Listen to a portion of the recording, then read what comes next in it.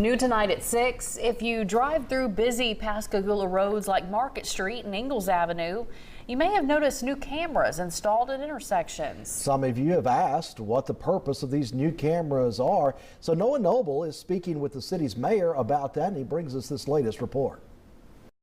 No, these cameras are not monitoring your speed, and they're certainly not ticketing you. These cameras might actually be your friend if you aren't happy with the flow of traffic in Pascagoula. They're part of the city's ongoing Complete Street Study. It's really an interesting, comprehensive look at what our streets look like now, but mainly giving us an opportunity in the future to see what they should look like going forward. The study is focusing on 4 of the busiest roadways in the city, aside from Highway 90. Market Street, Automobile Highway, 14th Street, and Ingalls Avenue. We have survey crews and traffic study equipment out there. But the city is not paying for it. The money is coming from both the state and federal departments of transportation. It's from a RAISE grant, Rebuilding America Infrastructure through Sustainability and Equity. So what do the cameras do? They collect data like traffic volume, turning patterns, and pedestrian activity. When the study is complete, it could result in new sidewalks, additional lighting, and reworking of intersections. Basically, a roadmap for the future of Pascagoula's roads.